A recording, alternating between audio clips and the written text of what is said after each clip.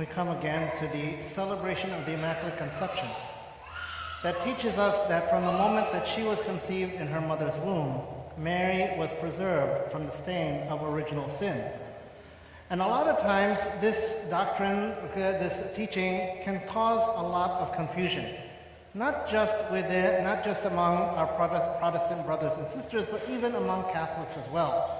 Because a lot of times when we think about Mary being conceived without original sin, we can think that she has been elevated to some higher status, that she has been given the status not just of a great human being, but almost divine herself. But of course, we know that Mary is not divine. She is not a god, she is not a goddess, and she is not part of the Holy Trinity. She is a human being just like us. And so what does this Immaculate Conception teach us? First, it is connected to the first reading, where we hear once again of Adam and Eve, and how Adam and Eve fell, how they made that grievous error of turning against God. And because of that, they were thrown out of the garden, and from them we received original sin. And so what we must notice, though, is from the very beginning, Adam and Eve were also conceived without sin.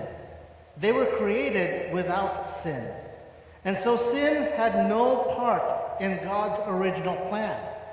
It came in because Adam and Eve chose to disobey God rather than live by the grace that He had given to them. The Virgin Mary, then, because she is conceived without sin, reminds us that God had fulfilled in her His original plan for the whole of humanity, and that He had accomplished for Mary what he is accomplishing for each and every one of us now.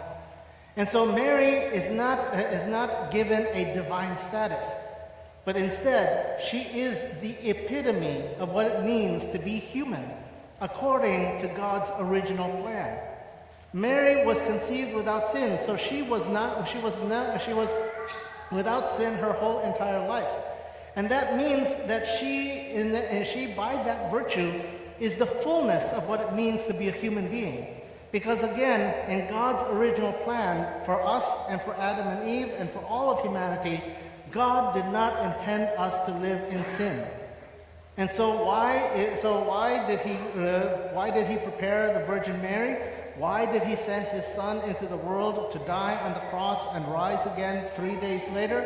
So that sin will have no more mastery over us. And that we can, like the Virgin Mary, remember that we also are full of grace. That God has blessed us from generations to generations. And that God has truly filled us with His own grace and His own love. So that we can, like her, choose always to orientate ourselves toward God and live without sin, live unhindered by sin. That was God's plan from the very beginning. That was what God gave Adam and Eve in the Garden of Eden, a life completely orientated toward Him, and where the focus was their relationship with God and God's relationship with them.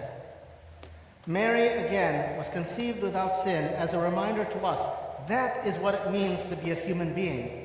Sin does not define us. What defines us is our relationship with God. If we focus on our relationship with God, just as Mary had done, then the more we will realize, the more we will see again that God has blessed us, that we also are full of God's grace. And so as we celebrate the solemnity of the Immaculate Conception, let us once again look to Mary, realizing that what God had given to her is what God wants for us as well. That we live fully aware of how blessed we have been and that we are by God, and how full of God's grace we truly are at every moment of our lives.